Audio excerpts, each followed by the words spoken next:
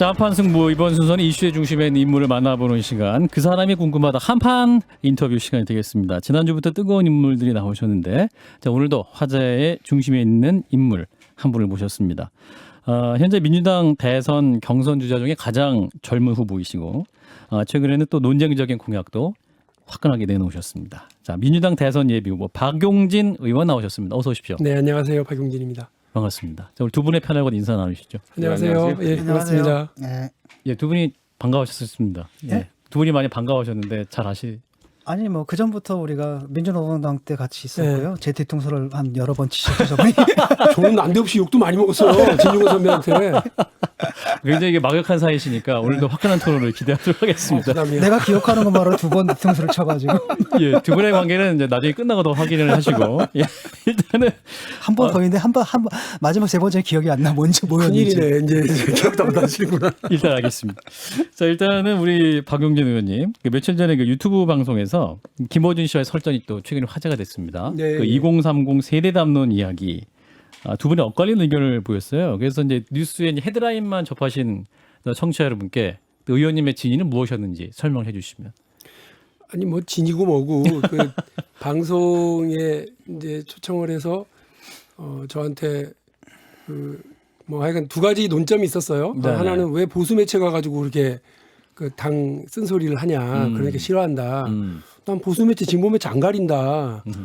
뭐 저기 정치인이 그런 걸 가리냐. 정치인은 국민들 편가르쳐도 안 되고 매체를 가르쳐도 안 되고 어딜 가든 자기의 똑같은 소신을 그냥 잘 설명하면 된다. 그래야 국민을 하나로 모을 수 있다. 이 얘기를 하고 그걸로 이제 다다닥 했고 그래서 뉴스공장이라고 하는 그 본인의 매체 있잖아요. 거기에 홍준표 의원이나 하태경 의원 같은 사람도 나오니까 누가 김어준 쫓아내라 이렇게 얘기해도 버틸 수 있는 거 아니겠냐 예. 이런 얘기도 제가 드렸고 예. 마찬가지로 20대 30대한테 너무 과하게 이렇게 20대 30대에 대한 어떤 그 정치인들이 이렇게 좀 그러는 거 아니냐 그들이 공정하냐 이런 얘기를 하시길래 미숙하다 20, 30대 미숙할 수 있다 그러나 예를 들면 박용진의 20대 피해 온도나 지금 20대 피해 온도나 똑같다. 그들이 사회를 바라보는 눈은 미숙할 수 있으나 자신의 불편함과 불만과 불안이 이거 좀 고쳐주세요라고 얘기하는 게 사회 변화의 원동력이다. 나는 그렇게 본다. 그랬더니 그렇지 않다고 막 그러면서 그러길래 아니 그 김어준 총수가 딴지일보 만들었을 때 나이가 몇이냐? 그 발칙한 상상, 그 새로운 도전, 그 20대니까 그게 가능한 거 아니냐? 그랬더니 난 지금이 더 발칙하다 이러더라고요. 그래서 본인은 그렇게 하시고 그러나 내가 볼 땐 이 20대 애들 이러면서 그 이렇게 좀 부족한 것만 찾아가지고 니들이 뭘 알아? 이렇게 얘기하면 안 된다. 저도 그랬고 많은 우리 이제 386 선배들은 더 그랬을 텐데 교문 앞에서 아니 왜 경찰이 내 가방을 뒤져 불신검을 한다면서 예. 그런 거 열받아서 데모하는 거고 그런 불편함을 못 참는 것 때문에 전두환 정권 무너뜨리는데 같이 나서는 거고요. 그거를 똑같이 얘기했었거든요. 니네가 6.25 전쟁을 몰라? 뭐 이러면서 그때 얼마나 힘들었는데 그러면서 우리 젊은 세대를 가르치려고 했었던 기존 세대들에 대해서 우리가 불편함을 호소하고 저항했던 것처럼 지금도 그러는 거다. 그러니까 그들이 뭐 그 성숙했네 안 했네 이런 거 보지 말고 그들의 젊은 사람들의 청년들의 이 불안과 불만이 어떤 건지를 듣고 해결해 주기 위해서 노력하는 게 정치인 할 일 아니냐 그게 제 의견이었어요. 근데 뭐 하다 보니 막 계속 서로 주장이 이제 날이 있으면서 대선 주자 불러다 놓고 정책 검증을 하는 게 아니라 사상 검증을 막 하는 것 같이 돼가지고 약간 불편하기도 했어요. 그 관련돼서 제가 하나 좀 여쭤보고 싶은 게 있는데 네. 전 후보님이랑 똑같은 생각이에요. 20, 네, 30대 의견을 존중해야 된다는 점에서는 동의를 하는데 롤린 춤춘 것에 대해서는 어떻게 평가를 하십니까? 롤린 춤추는 거는 그것도 제가 20살 그 틱톡 그 크리에이터라고 스스로들 얘기하시더라고요. 네네. 20살짜리 2명, 24살짜리 1명, 이렇게 3명이 제 선배예요. 자원봉사를 왔어요. 예. 근데 별걸 다 시키더라고요. 근데 딱 각오한 게 뭐 오케이 뭐든 시키는 거 다 할게. 그리고 당신들이 내 선배니까 뭐든 가르쳐줘. 이렇게 그냥 했죠. 그러니까 그게 4월달에 찍은 건데 이게 갑자기 역주행하더만요. 그래서 브레이브걸스도 역주행해가지고 롤린 춤이 막 1위로 올라가듯이 네네. 박용진의 롤린 그 영상도 틱톡도 갑자기 역주행해가지고 6월달에 이게 막 대박이 났는데 예. 다른 주자들의 그 틱톡 영상과 같이 엮여서 욕을 같이 먹었죠. 예.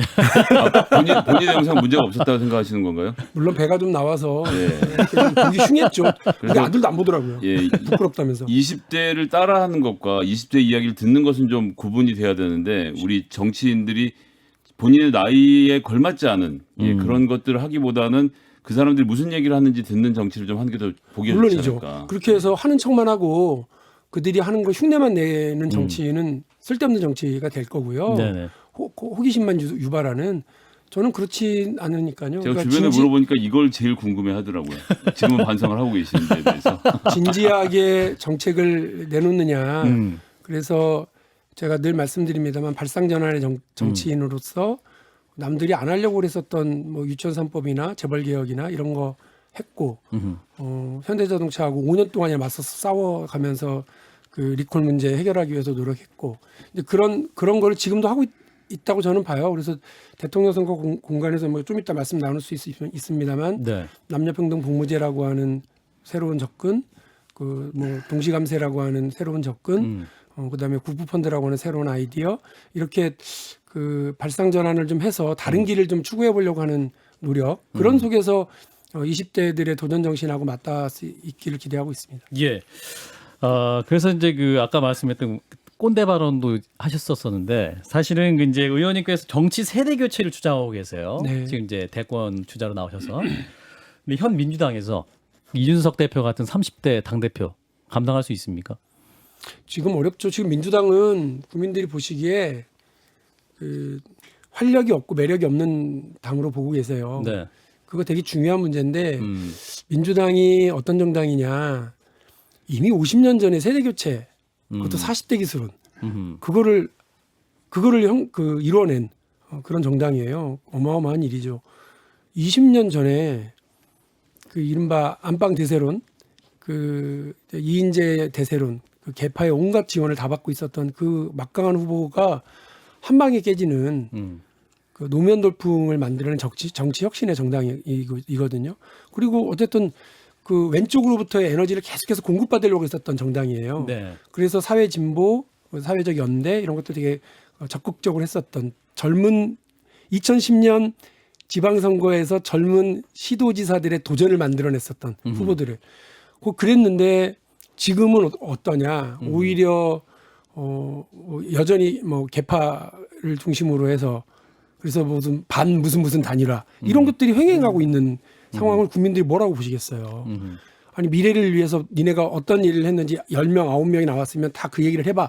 이 얘기를 듣고 싶은데 나는 누구를 반대해서 이렇게 연대할래. 이런 얘기들이 나오고 단일화가 되네 안 되네가 되고 지금도 막 네거티브 검증이 막 그 횡행하는 모습을 보면서 여기가 50년 전에 그 40대 기술을 했던 그 당이야? 여기가 20년 전에 노무현 돌풍의 그 당이야? 라고 의심하는 분들이 있죠. 그렇기 때문에 박용진의 도전이 저는 우리 국민들한테 왜 우리나라에는 마크롱이나 오바마 같은 젊은 지도자가 없지?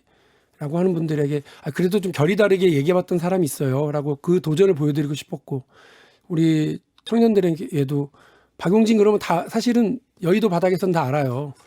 개파도 없고 돈도 없고 백도 없는 사람이라는 거.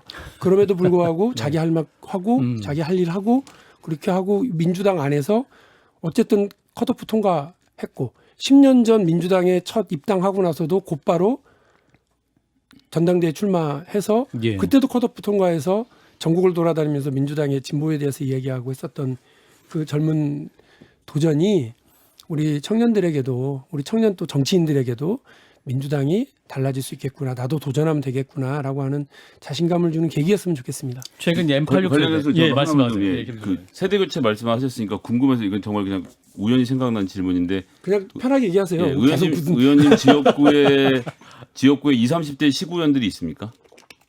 예, 30대들이 있습니다. 예, 30대에 됐고 지금은 이제 40대 됐나? 40대 됐구나. 이제는. 한 명. 예. 그리고 40대 초중반에 청년으로 2명이 되셨죠. 구의원. 예. 손에 꼽을 정도네요. 그러니까. 근데 보통 이제 세대 교체를 말씀하시는 386 의원들 지역구에 보면 네. 다 자기 또래들이 시구의원들 하고 있고 예, 자기보다 어린 사람이 없고 지금 청년이 예. 이제 40대가 되면 청년이고 이제 지금 우리 당 그래서 문제예요. 45세까지 20, 30대는 유년이지 유년. 그러니까 이제 여성 의원들 같은 경우는 지역구에 여성 시구의원이 없어요. 이게 이제 저희는 문제인 게 있어요. 아, 네. 네, 저희 지역은 여성 시의원이 있는데요. 이 비교적 얼마나 모범적으로 하고 계시네요. 최선 의원이라고 이름까지 일부러 얘기하는데요. 얼마나 예. 대단하냐면 이분이 30대 초반에 그 결혼을 해가지고 임신을 했는데 네. 그때 진보정당으로 출마했어요. 그 처음에는 3등으로 아슬아슬하게 됐어요. 근데 그 다음에는 민주당 그 당시 무슨 당이지? 하여간 새누리당 여기를 다 제치고 1등으로 됐어요. 그리고 지금 시의원을 하고 있어요.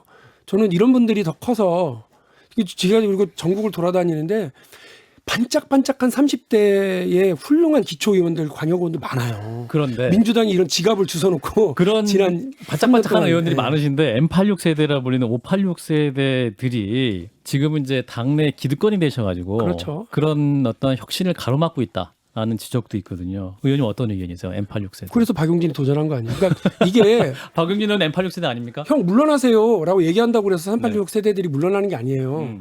박용진이 도전하는 걸로 여러분 몇 달 전만 해도요. 민주당이 13용 그랬어요. 거기에 누구누구가 꼭 들어갔느냐? 그 이른바 386 세대의 정치적 대표자들이 계셨어요. 네. 지금 그 6명 근데 남아있는 6명 중에 아무도 없어요. 저는 이 결과가 뭘 의미하느냐를 저는 박용진이 도전했기 때문이라고 생겨나는 일이라고 봐요. 이건 뭐 내가 이거 마이크 잡고 얘기할 일은 아닌데 되게 많은 파장들을 일으키고 있는 중이라고 하는 것은 분명합니다. 예. 이제 그런 정치 세대 교체를 주장하시면서 이제 5월 9일 대선 출마를 선언하셨습니다. 이제 2달이 넘었는데, 자, 왜 박용진이 차기 대통령이 돼야 됩니까? 대한민국은 이미 다른 나라로 가고 있기 때문에 그런데요. 뭐 이미 그렇잖아요. 우리가 뭐 BTS 손흥민만 얘기해도 그렇고요. 온갖 저 스포츠, 예술, 문화, 그다음에 경제 분야 등등에서 이미 젊은 세대들이 다 차지하고 있고 리더 역할들을 하고 있거든요. 오직 정치만이 지금 국민들은 다 선진국에 가 있는데 대한민국은 선진국에 도달했는데 정치만 개발도상국 상황이에요. 이 상황을 어쨌든 정치가 변화해서 변화의 발목을 잡지 않도록 하기 위해선 정치의 세대 교체를 만들어내고 시대 교체를 이끌어내야 된다고 생각하고요. 네. 박용진이 대한민국이 어떻게 변화해야 가는지를 명확하게 말씀드리고 대한민국은 에너지를 만들어내도록 하겠습니다. 그를 위해서 저의 도전이 그 엄청난 정치 팔아내고 한 과정일 거라고 생각합니다. 정치 세대 교체의 주인공 박용진이다. 자, 2명 유권자가 계십니다. 진중관 작가, 유권자로서 설득되셨습니까? 우리 박용진 의원님도 결국 386이잖아요. 그리고 아까 386이 뜻이 뭐죠? 아니 586이죠. 586이 뜻은 뭐죠? 거의 같은 세대 아닌가요? 우리랑 나랑 같은 세대라고 생각을 하고 있는데 박용진 이런 식으로 하시면 안 됩니다. 이거 나이 차이가 얼마나 나는지 저한테 얹혀가려고 그러세요. 게다가 386이라고 하는 분들의 정치적 특징은 그분들이 집단화되고 김대중 대통령에 의해서 혹은 그 이후의 지도자들에 네. 의해서 이렇게 정치권에 이렇게 뭐 공천을 받고 이러면서 이제 안착이 되어 왔다고 한다면 저는 제 지역구에서 당선되는데 16년 걸렸어요. 하루도 감옥 갔었던 때를 빼고 나서는 그 지역을 한 번도 벗어난 적이 없어요. 저는 저 지역구 주민들과의 든든한 유대 관계도 있고 신뢰 관계도 있다고 믿고 있고요. 제 손으로 저는 뭐 제 손으로 제 땅을 딛고 일어난 사람이라서 저는 자수성가한 정치인이라고 스스로 얘기하고 있어요. 저는 근데 뭐 박용진 의원이 무슨 민주당 그 경선에서 어떤 괄목할 성적을 낸다 그래서 민주당이 뭐 세대 교체가 이루어질 거라고 좀 보지는 않거든요. 이게 시스템의 문제고 메커니즘의 문제고 아까 말씀하신 뭐 가보면 여기저기 보이는 반짝반짝거리는 사람들이 계속 주입이 돼야 되는데 실제로는 뭐 586 세력이 딱 실권을 잡고 있고 그다음에 김어준을 이용해서 김어준 씨가 지금 당 대표를 하고 있고 그래가지고 박용진 의원 불러다가 혼내는 거잖아요. 머리 꽂혀가지고 막 박용진 의원 막 혼내는 거잖아. 다 그러지 말라고 당대표한테 야단맞고 오신 거거든요. 그런 상황 속에서 그다음에 그쪽에 이제 강성 지지자층에게 잘 보이게 되면 뭐 초선도 갑자기 최고위원이 되는 이런 문화가 있어서 과연 그걸 뚫고 뭘 하려면은 어떤 프로젝트나 기획이나 이런 게 있어야지 나 개인을 밀어주는 것이 뭐 세대 교체다. 이거는 좀 너무 편의적인 거 아닌가요? 그러나 여전히 저 국민의힘에도요. 그 개파가 여전히 튼튼하고요. 또 이른바 뭐 친박계 의원들도 많이 계세요. 그럼에도 불구하고 국민들이 저 당이 달라졌구나. 신호가 달라지고 있구나. 이렇게 보는 이유는 이준석 대표의 활약이고 또 이준석 대표 이전에 그 오신환 뭐 의원이라든지 김웅 의원이라든지 이런 분들의 도전이 있었기 때문이라고 저는 봐요. 네. 저는 뭐 제가 장강의 안무를 밀어내는 뒷물의 첫 번째가 될 수도 있다고 봅니다. 저도 곧 이제 정계에서 은퇴돼야 될 사람으로 규정될 수도 있다고 생각합니다. 그거를 잊지 않으면 된다고 생각하고요. 제가 5월 9일 출마 선언문에 그렇게 썼어요. 구시대의 착한 막내 노릇 어떻게 하면 잘할 줄 알아요. 그러나 구시대의 착한 막내 노릇 하지 않고 새시대의 다부진 맏형 역할을 하겠다고 말씀을 드렸고요. 그 역할을 잊지 않고 하겠습니다. 이제 5월 9일 대선 출마하실 때 노무현 이후 두 번째 돌풍을 일으키겠다 말씀하셨어요. 왜 노무현을 언급하셨습니까? 우리 정치사에 그 가장 드라마틱한 그 정치인이 김대중 대통령과 노무현 대통령이라고 생각을 하고요. 특히나 경선에 도전하는 저로서는 어쨌든 그 투혼을 노무현 대통령의 투혼을 저의 것으로 가져가고 싶었어요. 1월 1일 날 모 방송사에서 여론조사를 했어요. 0.3 나오더라고요. 0.3. 박은중 예. 예. 우리 와이프가 그걸 볼까봐 저거 해서 나가지 말라고 그랬는데 왜 나가서 이런 망신을 시키냐 그럴까 봐서. 예. 지금 그래도 민주당 안에서 3등, 4등 이렇게 왔다 갔다 하고 있기는 하고요. 예. 지지율도 상당히 그나마 많이 올랐죠. 저는 이 도전은 뭐 아직 끝나지도 않았고 여전히 ING라고 보고요. 보여드릴 거예요. 국민들은 지금 민주당 경선에서 한번 난리가 나버려라 지금 하고 있는 거거든요. 예. 제가 난리를 내겠습니다. 민주당 경선에서 어쨌든 대폭발을 한번 만들어내도록 노력을 하겠습니다. 이번에 그 재보선 참패를 했다는 것은 그 중도층 다 떠났다는 얘기거든요. 국민들이 어떤 심판을 했는데 그 민주당이 큰 문제가 있다는 얘기죠. 아니, 구조적인 문제라고 생각을 해요. 본인이 생각하실 때 민주당의 지금 가장 큰 문제는 무엇인 것 같아요? 제가 2019년부터 해왔던 얘기들이죠. 저 2019년부터 내로남불 하면 안 된다. 위선 정치하는 세력으로 보이면 안 된다. 민생 무능으로 가면 안 된다고 했는데 저는 깜짝 놀랐어요. 사실 재보궐선거 끝나고 우리 당이 FGI 해서 그 결과를 의총에서 발표하는데 정말 그 찬물 끼얹은 것처럼 의총이 조용했어요. 조용히. 그거를 송갑석 전략기획위원장이 쭉 이렇게 분석을 해가지고 발표를 하는데 그 세 개의 그 지적을 우리가 알고 있었으면도 놓쳤던 거라고들 생각하시는 것 같았어요. 세 가지 지적 뭐였습니까? 내로남불, 위선 정치, 민생 무능 이 세 가지였거든요. 그러니까 이 부분에서 민주당이 국민들에게 신뢰를 주지 못하고 불만의 대상이 되고 있다라고 하는 걸 분명히 좀 알아야 된다고 생각을 하고 거기서 출발해야죠. 지금 잠깐 여론조사상에서 윤석열 후보가 떨어지고 우리 1, 2위를 하고 있는 이재명, 이낙연 두 후보가 약간 뭐 앞서 나가는 듯한 여론조사가 나오니까 다시 또 우리가 그러면 할 수 있어라고 자신감을 갖는 건 좋은데요. 네. 축구도 정치도 전략 분석을 분명히 해가지고 운동장으로 나가야지 그게 아니라 라카룸에서 와 거기서 나간다 그래가지고 이기는 게 아니거든요. 네, 근데 네, 지금 네. 약간 이 여론조사 상황이 조금 더 좋아지니까 4.7 재보궐선거 때 국민들한테 정말 좀 패대기 당한 거라고 생각하거든요. 거기서 이게 변화해야 될 다른 모멘텀이 없었기 때문에 아직도 싸늘한 민심 위에 우리가 서 있다라고 하는 걸 잊으면 안 된다고 저는 봅니다. 자, 전 거기서 그것이 이제 주장이 아니라 세력으로 해야 된다고 생각하는데 새 시대의 맏형이 되겠다고 하셨는데 동생들은 누굴 데리고 계십니까? 저희 캠프에 예. 놀라운 일들이 있어요. 저는 저분들이 왜 자기 지역 위원장, 자기 지역 국회의원들의 뜻을 거슬러 가면서 내 캠프까지 올라왔을까? 저들이 뭘 바라고 있을 걸까? 기초의원 광역 의원들이에요. 그 약간 눈물 나더라고요. 그래서 그분들한테 제가 그랬어요. 7월 11일 컷오프를 통과할 수 있을지 모르겠다. 0.3 나온 사람이다. 그런데 그때까지는 내가 뛸게.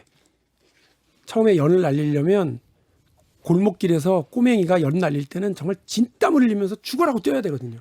그래야 연이 톡 뛰죠. 바람에. 근데 그 연을 하늘 위로 떠올리는 건 그 아이가 하는 게 아니거든요. 그다음부터는 바람이 불어서 가는 거거든요. 민심이 불어야 되거든요. 연을 톡 하고 띄우는 골목길의 아이는 내가 할 테니까 대한민국에 대한 변화 그리고 정치 혁명에 대한 국민적 열망 이런 것들을 같이 만들어 달라고 했거든요. 근데 정말 강원도 총구석에서 부산의 저 끝에서 울산 끝에서 광주에서 순천에서 그런 분들이 왜 올라와서 같이 이렇게 하겠다고 의지를 결의를 가지고 했는지 모르겠어요. 지금 말씀하시는 게 혹시 국회의원 이름 대라고 그러신 거라면 예, 국회의원 없어요. 왜 될 만한 대로 다 가게 계시거든요. 저하고 같이 뜻을 했던 분들도 마찬가지예요. 근데 저 그분들 원망할 생각 없어요. 어떻게 갖게 된 기회인데 그분들이 박용진에게 모험을 걸겠습니까? 다만 박용진에게 자신의 모든 걸 걸고 있는 그 사람들을 보면서 2002년 선거 때 노무현 대통령도 그렇게 외로웠다더니 나도 똑같은 상황이구나. 기자들이 자꾸 물었대요. 같이 하는 국회의원이 한 명도 없냐고. 버럭고 짜증을 냈다는 거 아니에요. 노무현 대통령이. 당시 노무현 아니 자기들이 안 하겠다는 걸 내가 어떡하냐고. 저는 뭐 짜증까지는 나지는 않습니다만 어쨌든 저를 믿어주고 할게 하려고 하는 분들이 있고 그 젊은 사자들이 우글우글 하니까 저는 뭐 제가 반드시 대선 후보가 될 거라고 보고 대통령이 될 거라고 믿고 있고 그렇게 돼서 노무현 대통령이 대통령 되고 나니까 대한민국 정치에서 어쨌든 세대 교체가 거칠게 벌어졌고요. 또 민주 진영 이쪽에서 완벽한 세력 교체가 만들어졌잖아요. 저는 아주 중대한 일이 지금 벌어지고 있는 중이다고 자신 있게 말씀드립니다. 제2의 노무현 돌풍을 일으킬 것이다. 정치 세대 교체를 주장하고 있는 민주당 박용진 후보를 만나고 있습니다. 이제 주요 대선 공약 내용은 무엇인지 짚어보겠습니다.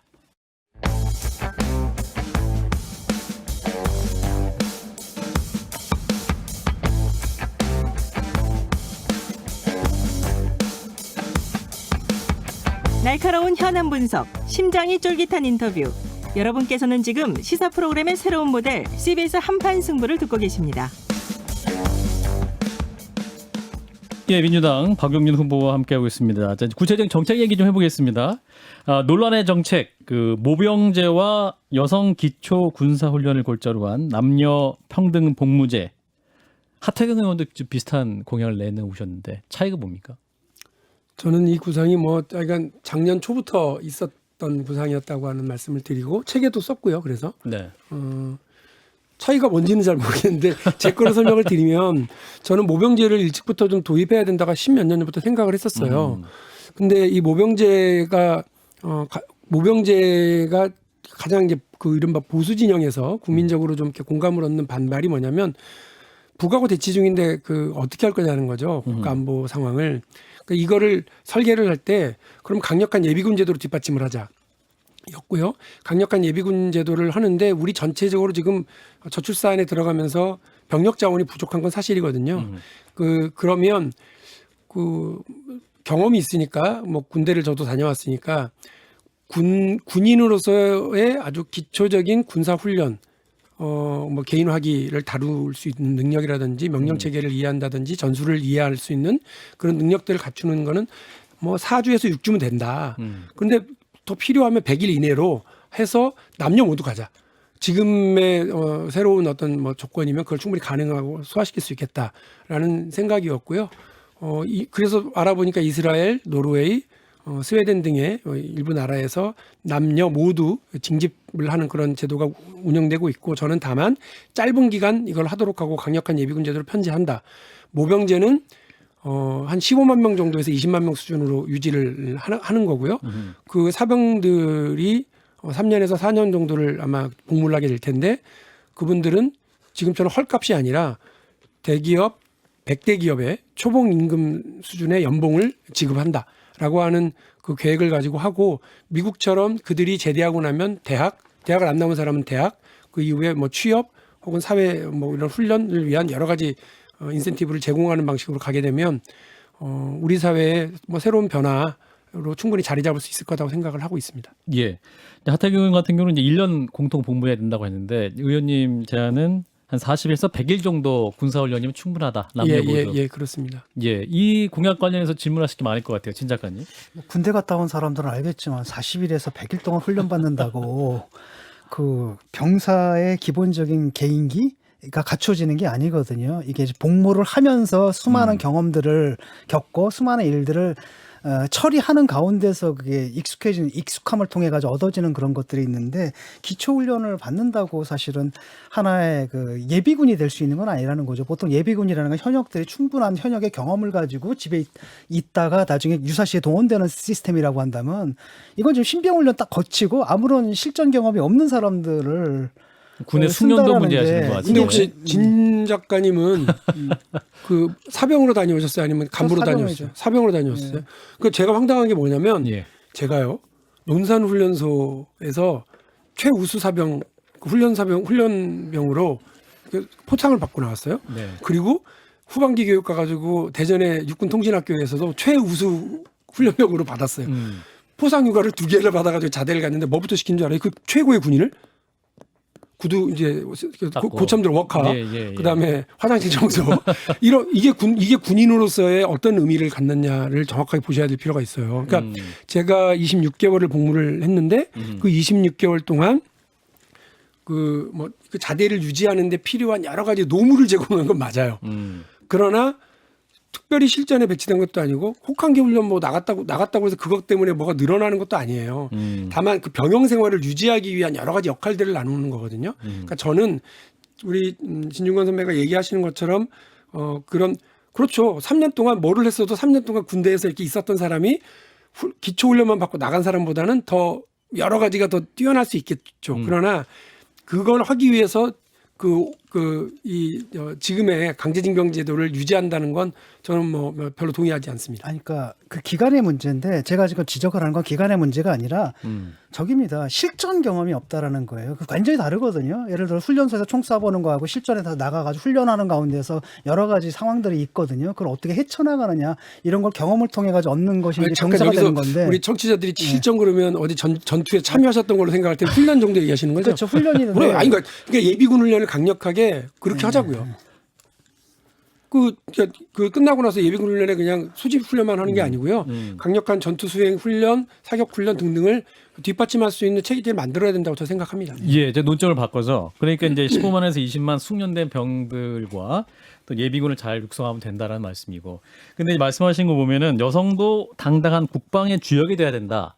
그게 시대 정신이다 이렇게 말씀하셨거든요. 네. 이 부분에 대한 근거를 좀 말씀해 주세요. 우리 헌법 39조가 그걸 분명하게 하고 있거든요.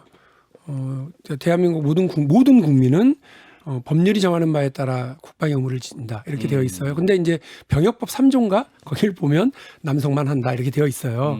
그러니까 여성은 그냥 지원에 의해서만 가능하다고 되어 있거든요. 이거 자체가 어쨌든 국방의 의무에서 여성은 차별하는 행위가 된 거죠. 그러니까 이게 남성에게 가혹한 짐을 남기는 것으로 해석할 수도 있고 여성은 차별하는 것일 수도 있어요. 그렇기 때문에 사회적인 갈등과 논란의 중심에 병역제도가 서 있다고 생각을 합니다.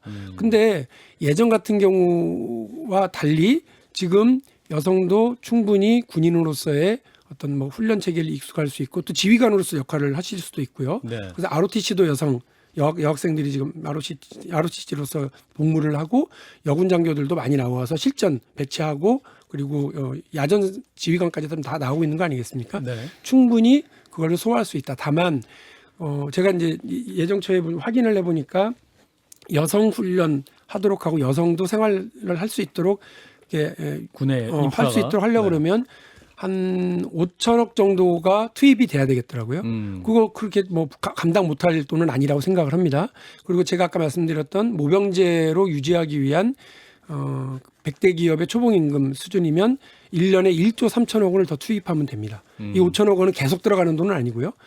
이 1조 3천억 원은 매해마다 더 들어가는 돈이긴 합니다만 대한민국 지금 이제 살림살이 600조가 훌쩍 넘어가 버리기 시작했거든요. 거기에서 이 정도 투입해서 그 군대를 정예 강군화하고 현대화된 정예 강군화하고 강력한 예비군 제도로 그 군사안보 체계를 갖춘다고 하는 것이라면 충분히 해볼 만한. 근데 그 상황입니다. 공약을 마련하기 위해서 여성 단체랑은 대화를 좀 해보셨습니까? 사실은 되게 용기가 그러니까 저는 오히려 그 책을 내고 나서 그 여성단체와 학자들하고 얘기를 했는데 그 전에는 여성단체와 학자들의 의견을 어디서 주로 들었느냐면 언론을 통해서 들었고요. 또 KBS가 여론조사를 한 거를 보고도 깜짝 놀랐었어요. 저는 당연히 여성들과 여성단체는 반대할 줄 알았는데 여성학자들 중에서도 여성단체, 여성운동을 하시는 분들과 여성학자들 중에서도 해볼 만한 제안이다라고 하는 의견들이 꽤 있으셨고요. 그리고 우리 의원분 중에서 이제 권인숙 의원님도 역시 그 관련돼서 꽤 일찍이 스웨덴 이스라엘 사례를 중심으로 한 여성 징집 제도에 대한 그 논문도 쓰셔서 제가 그 논문도 읽어봤거든요. 네.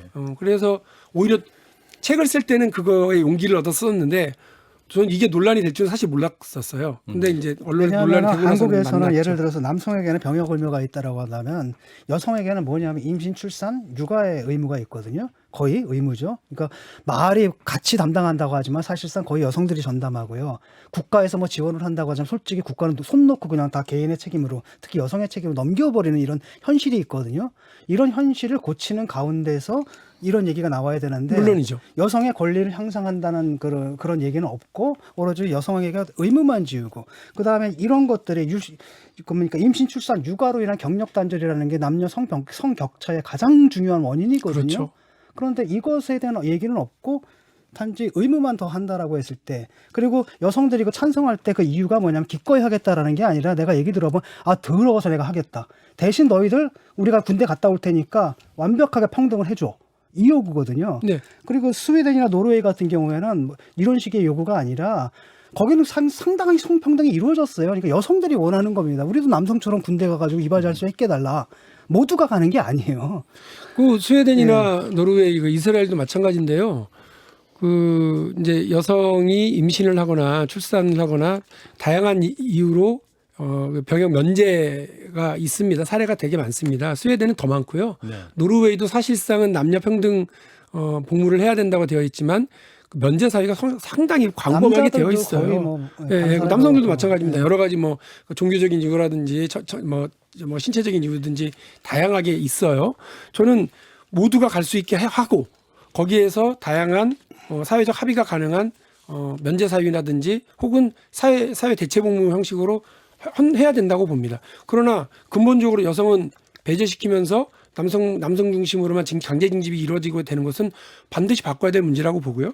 진중권 작가가 말씀하신 것처럼 그러니까 양성평등 모든 성평등과 관련된 사회적 기반을 만들어내는 거에서 100% 찬성합니다. 이거를 여성도 군 복무하도록 하자라고 그러면서 여가부를 없애자고 한다거나 그 여가부 없앤 돈으로 남성 청년들 군대 갔다 오면 저기 사회 정착을 위한 뭐 정책적 지원금으로 쓰겠다고 하는 이런 식의 대결적 구조를 만드는 것에 대해서는 저는 뭐 일고의 가치도 없다고 생각을 합니다. 저는 제가 이제 주장하는 것은 바로 이런 식으로 성평등이 이제 이루어지면서 당연히 여성들도 당연히 왜 우리도 군대 갈 수 있게 해줘라는 얘기가 만드는 그런 환경을 만들어야지. 이건 그대로 놔둔 채 그냥 예. 의무만 딱 얹어놓고 그다음에 2030한테 지금 어필하는 거 아닙니까? 2030 남성들한테 어필하는 상당히 안 좋은 파퓰리즘 정책이라고 좀 봅니다. 저는 왜 저걸 파퓰리즘 정책이라고 얘기하시는지 모르는데요. 아니 그러면 진보가 뭐죠? 앞으로 나갈 방향 정하고 그거를 위해서 사회적 합의를 만들어 나가고 그걸 위해서 제도를 개선해 나가는 거 아니에요? 그렇죠. 그건 하자고 하는 거 아니에요? 그 전제 조건이 빠졌다는 근데 지금 거예요. 말씀하시는 건 그 전제가 뭐냐면 지금 예를 들어 진중권 노르웨이나 스웨덴처럼 그러니까 정말 진중권 작가의 전제는 성평등을 뭐냐면 제대로 박용진은 잠깐만요. 이거 잠깐만요. 의원님 네. 말씀 듣고. 박용진은 성평등에 대한 사회적 제도 개선에 관심 없어. 이걸 지금 전제로 출발하시면 틀렸다고요. 제가 언제 그런 얘기를 한 적 있어요?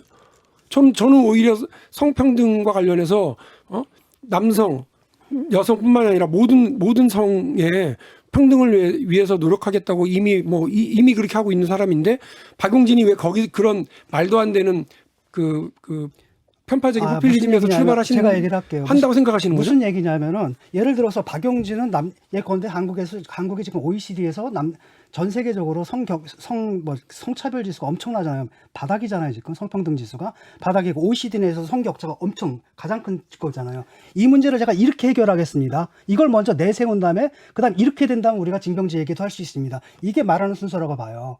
앞에 부분은 빼놓고 난 평소에 내 소신이야.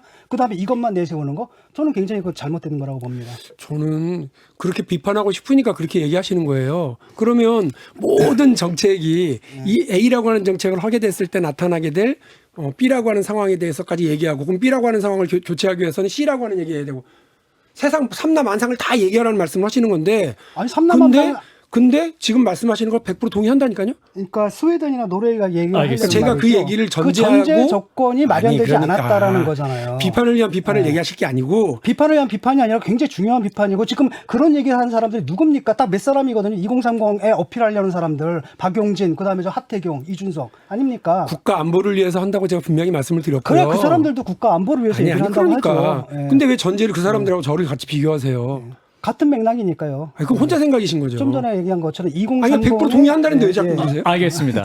이해가 안 되네. 예, 우리 박용진 동의한다고요? 의원님 정책이 굉장히 많아서요. 예, 아직은 오늘은 진중권 유권자를 설득 못하신 걸로 하겠습니다. 김성애 유권자 좀 질문 좀 많이 준비해 주시고요. 자, 이제 모병제 그 남녀 평등 복무제 공약은 여기까지 얘기하고요.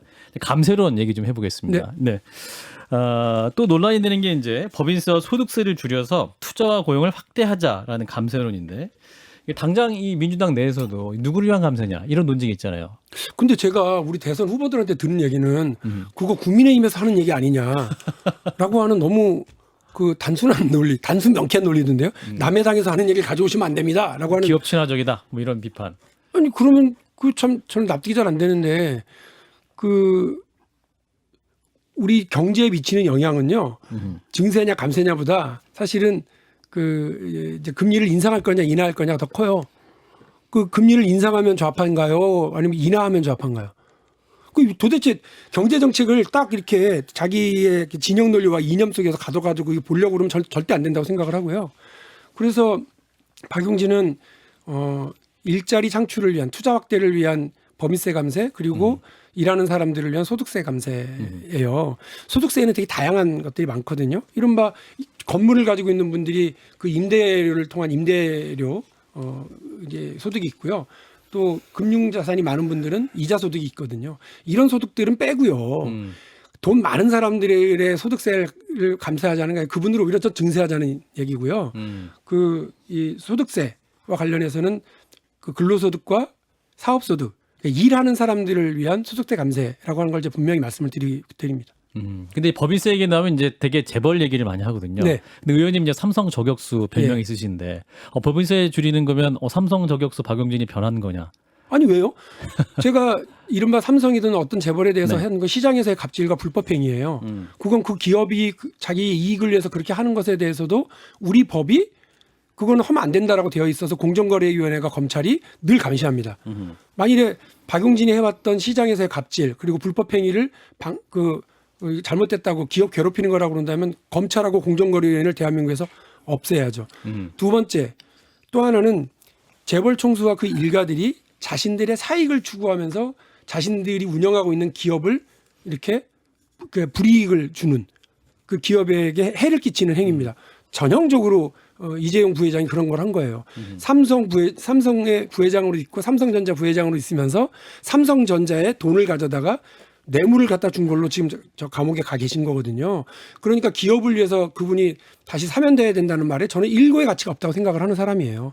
예. 그러나 삼성전자는 법인으로서 그 삼성전자는 대한민국 국민들 수백만 명이 주식 투자를 통해서 그 기업에 투자를 하고 있고 또 일자리를 창출하고 있고 대한민국에 가장 많은 세수를 내고 있는 기업입니다. 기업은 우리 경제 활력을 일으키는 이른바 운동장의 경제 운동장의 중요한 플레이어거든요. 공격수거든요.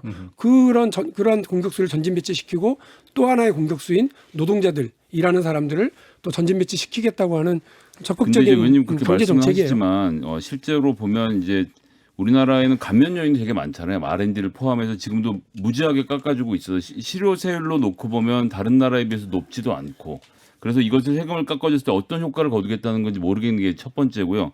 더 중요하게는 뭐 정치를 하시니까 더 잘 아시겠지만 감세는 쉬운데 증세가 어렵거든요. 근데 지금 세금 감세론을 하면 쭉 이렇게 가자는 말씀이신가요? 아니면 나중에 다시 아니죠. 올리자는 말씀이신가요? 아니 증세든 감세든 그 금리의 인상이든 인하든 시장 상황을 따라서 정부가 지도자가 판단해서 저는 할 수 있는 경제정책 수단이라고 그런데 봐요. 감세는 우리가 말을 하기가 쉬운데 나중에 이걸 다시 증세로 가는 것은 굉장히 어려운 길이 가게 될 건데 지금 당장 후보님께서 대통령이 되자고 감세를 얘기를 했지만 5년 10년 있다 다음 번 맡은 사람이 이 부분에 대한 증세를 어떻게 해결을 하라고 지금 이런 정책을 내놓으시는 건지가 궁금한 제가 거죠. 좀 보충을 할게요. 네네. 제가 굉장히 당혹스러운 게 무슨 예. 얘기냐면 이제까지 민주당 측에서 뭐라고 얘기를 했냐면 법인세를 감면한다고 그게 투자로 이어지느냐? 아니다. 기업들 지금 돈 많다.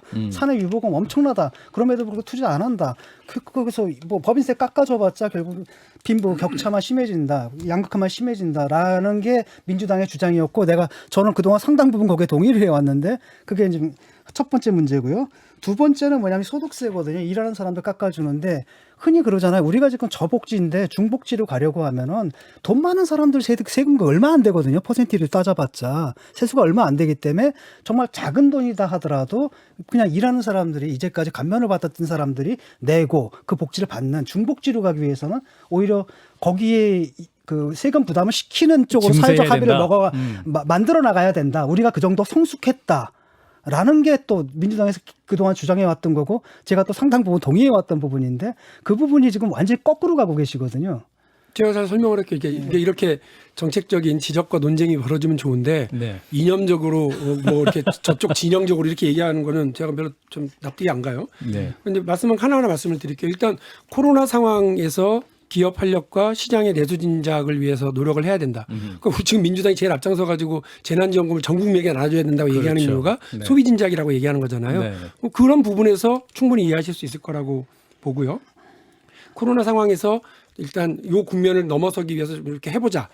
그리고 또 하나는 저는 지금 우리 경제 상황이 특히나 일본의 이 시를 잃어버린 30년으로 가지 않기 위해서는 성장 기조를 계속 유지해 가야 된다고 생각을 하기 때문에 이 부분을 말씀을 드리고요. 사내 유보금 잠깐 얘기하셨는데 사내 유보금이 우리 기업이 가지고 있는 사내 유보금의 수준이요.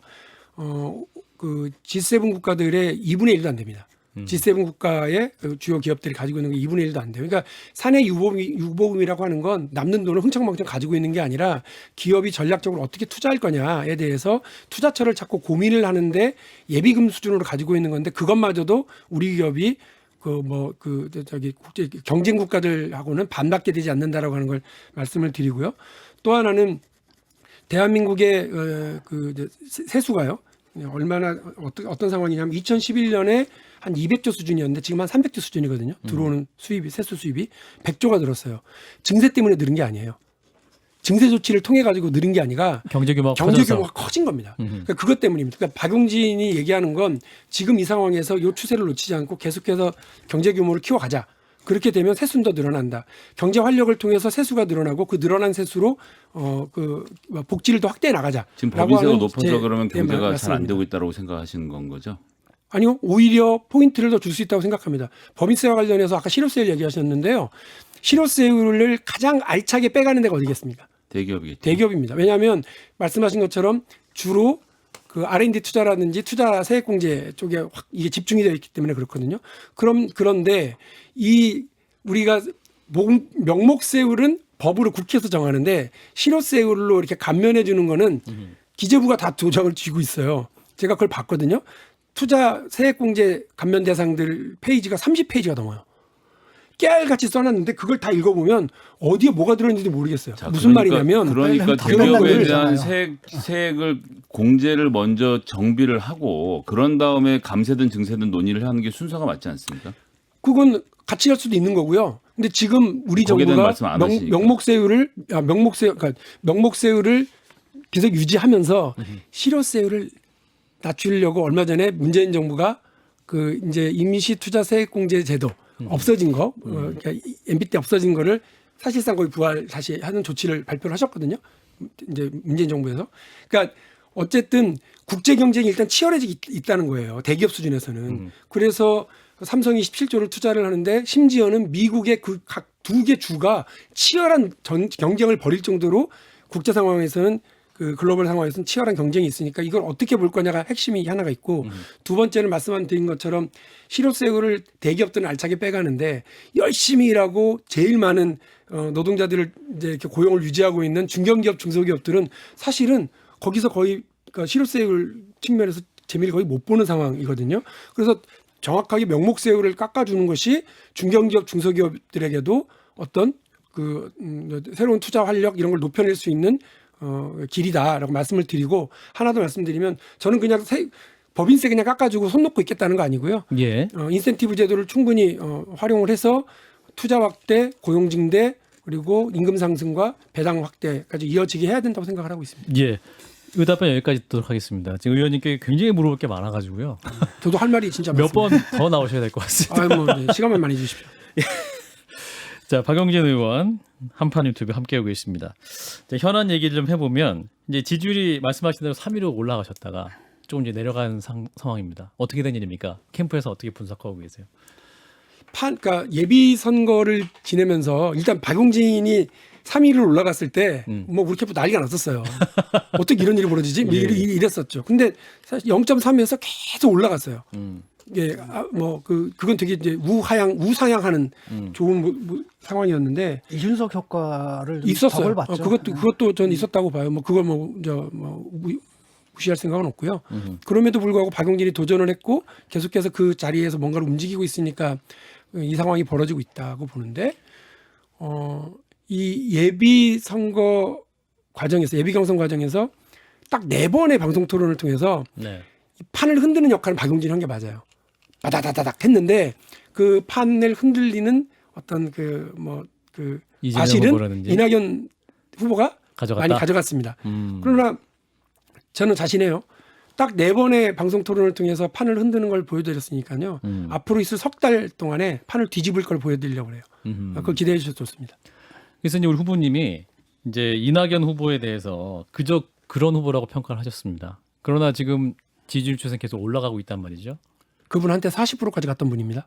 네. 한때는 예, 그렇습니다. 그러니까 그 40%가 빠지는 데는 국민들이 뭐야 이래도 그만 저래도 그만 이것도 아니고 저것도 아니고 그리고 전략적으로는 사면론 때문에 그 1패 그리고 민주당이 하지 말아야 될 그 당원당규 개정에 대해서 그걸 강력하게 밀어붙이셔서 1패 선거 참패로 또 3패 그리고 부동산과 전쟁에서 또 4패 이렇게 했었던 그 총리 당대표로서의 역할 과정에 대해서 국민들이 기억하고 있기 때문에 그저 그런 분이라고 생각하고 있고 지금은 워낙 이재명 후보가 불안하잖아요.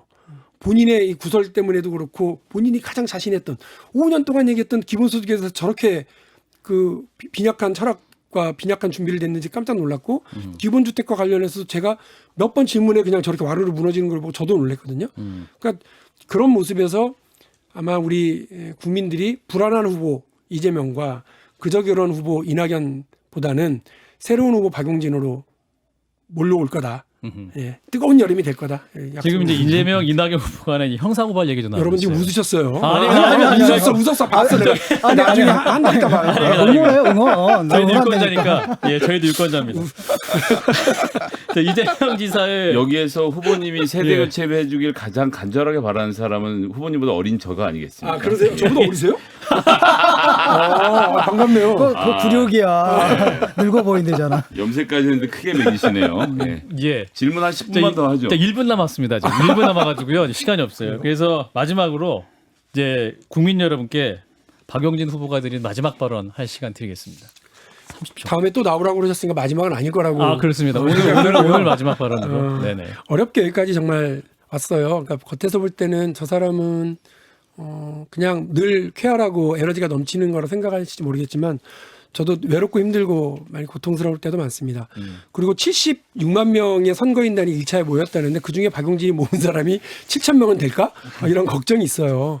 그러나 국민 여러분 박용진이라고 하는 젊은 정치인의 이 도전이 민주당을 바꿀 거예요. 그리고 한국 정치를 변화시킬 거예요. 그리고 대한민국의 미래를 만들어 나갈 거예요. 그러니까 도와주십시오. 민주당 경선 선거인단으로 들어와 주십시오. 저는 선거인단 모아달라고 할 계파도 없고요. 조직도 없습니다. 그리고 그걸 할 수 있는 무슨 사람들도 따로 가지고 있지 않습니다. 국민들만 믿고 가겠습니다. 도와주십시오. 네, 민주당 박용진 후보였습니다. 고맙습니다. 감사합니다.